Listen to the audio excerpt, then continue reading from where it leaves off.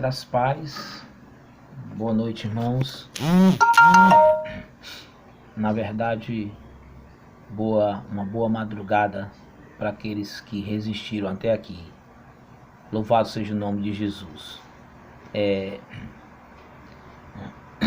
Essa vigília, ela tem um caráter e uma importância fora do comum. Porque é um teste para as nossas vidas como cristãos e como pessoas espirituais. E eu queria refletir nessa madrugada com vocês sobre o porquê orar. O porquê da oração, o porquê estamos convocando o povo para orar, para clamar a Deus, para separar um tempo para buscar a face de Deus, para fazer vigílias e tudo mais. Nós escolhemos um texto em Jeremias, no capítulo 29, do versículo 11 até o 13, que está aí no grupo da igreja. Vou repetir, Jeremias capítulo 29, versículo 11 ao 13, que diz assim: Pois eu bem sei que planos tenho a vosso respeito, diz o Senhor, planos de prosperidade e não de mal, para vos dar um futuro e uma esperança. E o versículo 12 continua: Então me invocareis e vireis orar a mim, e eu vos ouvirei. Versículo 13: Vós me buscareis e me encontrareis e me achareis, quando me buscardes de todo o vosso coração. Então são palavras do Senhor Deus, quando falava com o profeta Jeremias. Era a carta de Jeremias para os cativos da Babilônia. As pessoas estavam cativas, estavam passando por dificuldades na sua vida. E Jeremias escreve essa carta profética, falando da vontade de Deus e do propósito de Deus para a vida do seu povo que estava cativo. Desculpa. E que não poderia perder a sua esperança. Eu queria só, no versículo 11, quando o Senhor Deus fala através de Jeremias, o profeta, para o povo que estava cativo na Babilônia, ele diz assim: Pois eu bem sei que planos tenho a vosso respeito. Deus é um Deus de propósito, de desígnios. Os seus planos jamais podem ser frustrados. O povo não estava cativo ali por acaso, não. Isso tinha um propósito de Deus, aquele cativeiro. É lógico que quem levou o povo ao cativeiro fora a desobediência, a rebeldia, mas Deus sempre teve o controle da história e de todas as coisas. E o texto diz o Senhor, planos de prosperidade. Em outra versão, gosto mais da outra versão, ele fala de pensamentos de paz, não de mal. Ou seja, Deus sempre pensa o melhor sobre nós. Deus não é aquele Deus caprichoso que fica tentando encontrar em nós os mínimos detalhes e as nossas falhas para nos condenar, porque Ele é um Deus misericordioso. Ele sabe que vai achar sempre falhas em nós, vai achar sempre erros e pecados por causa da nossa natureza pecaminosa. Mas Deus é um Deus zeloso. Existem algumas coisas. Deus é misericordioso, que Ele suporta. Sua misericórdia não tem fim. A Bíblia diz que se renovam cada manhã, todos os dias. Deus é um Deus que estende a sua misericórdia. É um Deus compassivo, longânimo, rico em perdoar. Porém, existem algumas coisas que são inegociáveis, que Deus não suporta. E o que Deus não suporta, irmãos, é você e eu, nós, filhos de Deus, servos e servas de Deus, eleitos do Senhor, igreja do Senhor, não orarmos, não darmos valor à oração, não respeitar a vida de oração, esse recurso, esse mecanismo, esse instrumento tão poderoso para nossas vidas, que é a oração. Ele diz no versículo 12: então me invocareis e vireis orar a mim, e eu vos ouvirei. Irmãos, foi Spurgeon,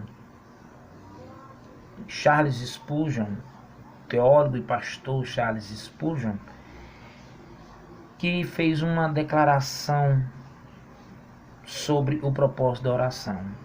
Ele disse que o alvo da oração, o propósito da oração, o alvo da oração é o ouvido de Deus. O alvo da oração é o ouvido de Deus. Então a oração, ela tem como alvo chegar ao ouvido de Deus, atingir o ouvido de Deus. E quando nós oramos com sinceridade, com verdade, a Bíblia diz que o Senhor nos ouvirá. O Senhor nos ouvirá. Deus só pode nos ouvir e responder, como o versículo 13 diz: vós me buscareis e me encontrareis quando me buscar de todo o coração. O Senhor está pronto para nos ouvir. Os seus olhos não estão fechados para olhar para nós, nem os seus ouvidos estão cerrados para nos ouvir. O Senhor está pronto para nos ouvir. O Senhor quer nos ouvir. Esse é o alvo da oração, é o ouvido de Deus. Mas nós precisamos realmente ter interesse de coração, buscar o Senhor de todo o nosso coração, nos aproximar dele com coração sincero. E se porventura tivermos algum pecado, confessar esse pecado, porque a Bíblia diz que Deus não atende pecadores, mas se esse o teme, então Deus vai ouvi-lo. Por isso que existe a confissão de pecados, existe a questão da contrição, do reconhecer seus erros quando estivermos buscando a Deus. Então, para dar uma reforçada esse texto, eu escolhi 2 Samuel 24, 25, que tem a ver com a situação que a gente está enfrentando hoje. 2 Samuel 24, 25, que ele diz assim: e edificou ali Davi ao Senhor um altar. Olha, Davi edificou ali ao Senhor um altar. Não vou falar da história do contexto, porque a gente vai perder tempo. Mas outra ocasião a gente fala mais. Então preste bem atenção que o que é que Davi está falando? Davi edificou um altar ao Senhor, o Senhor Deus, certo? Ele edificou um altar ao Senhor Deus naquele lugar. E a Bíblia diz que ele ofereceu holocaustos e ofertas pacíficas. Assim o Senhor se aplacou com a terra, a ira de Deus foi cessada, aquele castigo foi cessado sobre Israel, que era uma praga, certo? Como essa praga está acontecendo? A gente pode falar um monte de coisa do coronavírus, a gente pode dizer que é uma praga maldita, que é um negócio terrível, e é mesmo, mas tem propósito de Deus aí, tem desígnio de Deus. E só Ele pode cessar essa praga, esse castigo. Mas é preciso a gente oferecer ofertas pacíficas, de coração brando, pacífico. Oferecer holocausto, sacrifício de louvor a Deus. Edificar um altar ao Senhor. Um altar da oração, da consagração, da adoração. Por que orar? Porque a oração é importante. Irmãos, eu sei que a comunhão com Deus não é feita só de alguns minutos ou horas de oração, mas sim de uma vida em santidade. É o dia a dia, é o estilo de vida. Porém, é importante você notar, perceber, que aquilo que você não consegue realizar em pé, talvez de joelhos dobrados você consiga. Porque é um instrumento para Deus nos ouvir a oração. A oração, ela não é uma varinha de condão, certo? De mágica, mas ela pode mover os céus. Enfim, o que você não consegue com as suas mãos, você pode alcançar através dos joelhos, através da oração. O filósofo Platão, ele afirmou certas vezes uma coisa muito importante e interessante sobre a oração. Ele disse: O que o homem pode fazer de melhor para a sua felicidade é pôr-se em harmonia constante com Deus por meio de súplicas e orações. Olha que coisa interessante. O que eu posso fazer, o que você pode fazer melhor para a sua felicidade é você orar, é você suplicar a Deus, é você falar com Deus. Martinho Lutero, ele fez uma declaração bombástica sobre a vida de oração. Ele disse uma coisa interessante, e isso nos deixa envergonhados, porque tem gente que acha muito tempo, 2 horas de vigília, né? Meia hora de oração, 1 hora de oração. Escuta o que Martinho Lutero disse sobre a vida dele de oração. Ele falou: atualmente estou tão ocupado que não posso passar menos de 4 horas por dia na presença de Deus. 4 horas por dia na presença de Deus. Ele estava tão ocupado que não podia passar menos de 4 horas. Qual era a maior ocupação dele? Era estar na presença de Deus. Faça essa experiência de passar 4 horas na presença de Deus, para você ver se não vai ter uma revolução na sua vida e nesse mundo. Eu queria definir oração para os irmãos. Se eu tivesse que fazer uma definição da oração nas minhas palavras, em palavras simples, eu diria que a oração, ela é a vitamina que estimula os nossos músculos espirituais. A gente está falando tanto de aumentar a imunidade, tomar vitamina A, B, C, D, E, K, não é verdade? Ômega 3, ômega 6 e por aí vai. A oração é uma vitamina que ela vai exatamente estimular, aumentar a nossa imunidade espiritual, vai nos fortalecer os nossos músculos espirituais. E aí nós vamos ter fé em Deus, confiança em Deus. E só a oração e a palavra podem nos devolver isso, essa fé e essa confiança em Deus. A oração também, além de ser uma vitamina, ela é o meio escolhido por Deus para realizar os seus propósitos soberanos através de homens e mulheres submissos. Preste bem atenção, é o meio.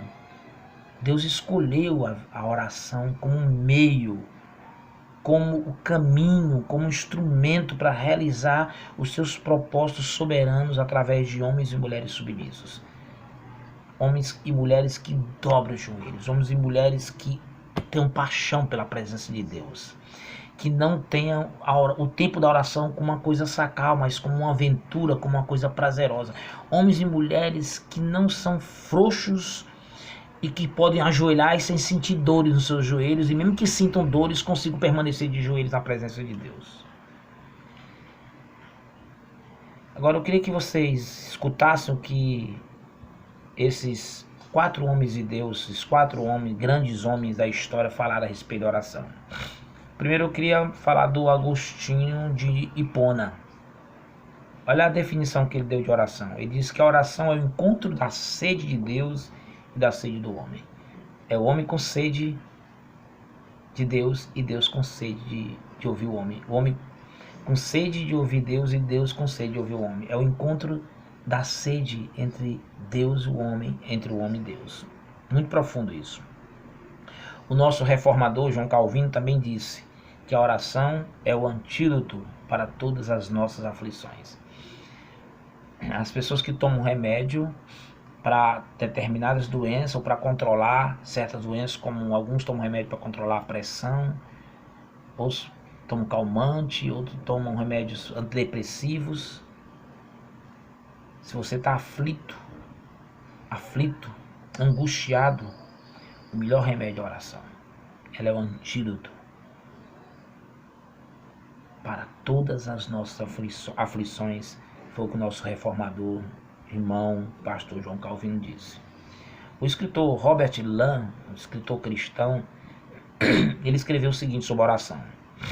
Ele disse que a oração é um instrumento poderoso não para fazer com que a vontade do homem seja feita no céu, mas para fazer com que a vontade de Deus seja feita na terra. Então, se queremos ver a vontade de Deus na terra, temos que orar. É um meio que Deus utiliza para fazer a sua vontade, assim na terra como no céu. E por último, Mateus Henry, ele diz o seguinte: sempre que Deus tenciona exercer misericórdia para com seu povo, a primeira coisa que faz é levá-lo a orar. Tinha um pastor da Assembleia de Deus, fundador da Bethesda, que era o pastor Ademir Siqueira, já dorme no Senhor. Ele dizia uma coisa interessante. Ele dizia que os limites dos homens são as oportunidades de Deus. Quando não dá mais para o homem fazer, Deus entra. Então, é isso que Deus faz. Ele tenciona exercer misericórdia para com o seu povo. E para isso, o que é que ele faz? Ele nos leva a orar. Quando Deus quer nos levar a orar e não queremos orar, Ele oportuniza isso. Às vezes através de uma tribulação, através de uma perda, às vezes através de uma circunstância difícil, às vezes através de um conflito e às vezes através de um vírus. Em terceiro lugar, eu falei sobre a importância de oração, falei sobre a definição de oração. Eu queria terminar falando o propósito da oração. Principalmente, a oração, eu falei, Spurgeon disse que a oração, o alvo da oração é o ouvido de Deus. Esse é o alvo principal da oração. É o ouvido de Deus, é chegar no ouvido de Deus. Mas o propósito da oração, principalmente, é conduzir o homem ao arrependimento. É me conduzir, é te conduzir, meu irmão. A sua família, a sua casa, seu casamento, seus relacionamentos. É conduzir-nos ao arrependimento, à mudança de vida, ao quebrantamento, à confissão de pecado. A vida de oração nos mantém em contrição. Um homem e mulher de Deus que oram são pessoas contritas, sensíveis, que percebem a presença de Deus de forma muito natural e normal. Não precisa de muito esforço para eles perceberem a presença de Deus. A vida de oração proporciona essa sensibilidade. O teólogo e pastor Charles Spurgeon, já citei ele, tem outra afirmação dele, já disse que o alvo da oração é o ouvido de Deus. O pastor John Bunyan, do século passado, certa vez, ele fez uma afirmação muito poderosa sobre a oração, e eu quero que você preste atenção. Para mim é uma das mais importantes que eu já citei até aqui. Ele diz que a oração fará você parar de pecar, ou o seu pecado o seduzirá a parar de orar. Em outras palavras, a oração fará você parar de pecar, ou o seu pecado fará você parar de orar. Então, eu vou fazer essa declaração com muita sinceridade, isso vale para mim. Você, irmão, que não ora, que não gasta tempo na oração, que não tem prazer na oração, que é apressado, que não consegue passar alguns minutos, algumas horas na presença de Deus, é o seu pecado que está afastando você da presença de Deus. É o seu pecado que está roubando de você essa bênção chamada oração. Esse exercício espiritual que o Senhor nos deixou para chegarmos até Ele. Então, muito cuidado, porque a oração fará você parar de pecar, ou o seu pecado o seduzirá a parar de orar. O pastor e escritor C.S. Lewis também disse: as minhas orações não mudam a Deus, mas mudam a mim mesmo. As orações, elas não vão mudar a Deus, elas vão transformar, vão mudar a nós mesmos. Porém, Deus vai realizar seu propósito que Ele já estabeleceu, que está nele, para executar a sua vontade na terra através da oração das pessoas submissas dos santos. Eu gostaria de concluir, já estamos no final, e eu quero exatamente declarar, fechar dizendo isso, que eu estou certo, convicto, meu irmão da IABN, que estão acordados até essa hora da madrugada, de que nada acontece em oração. Pessoas não mudam, ministérios não mudam, situações não mudam. Se alguma coisa mudou, se alguém mudou, é porque alguém em algum lugar orou. Encare isso como um convite para você conversar com Deus eterno. Porque tudo que Deus faz através da oração. É lógico que as nossas orações não podem contrariar os decretos de Deus, mas Deus nos dá essa ferramenta para buscarmos a sua presença. Deus entende minha oração, Ele entende a sua oração. E mesmo quando você não encontra palavras para falar, Deus entende. Você pode orar com gemidos inexprimíveis. E o interessante é que com cerca de 8 bilhões de pessoas no mundo, 8 bilhões de pessoas no mundo, Deus ainda escuta minha oração e não confunde minha voz com a voz de ninguém. Quando você ora, Deus sabe que você está orando, quem está orando, e Ele não confunde a sua voz. Ele conhece as vozes de todas as pessoas, e a sua oração é importante porque Deus se importa com a sua oração e com você. Eu quero terminar citando John Wesley para a gente orar mais um pouco. John Wesley disse o seguinte: pela fé e pela oração, fortaleça as mãos frouxas e firme os joelhos vacilantes. Você ora e jejua? Importune o trono da graça e seja persistente em oração. Orai sem cessar. Só assim você, sua família, receberá a misericórdia de Deus. Amém. Que Deus te abençoe em nome de Jesus.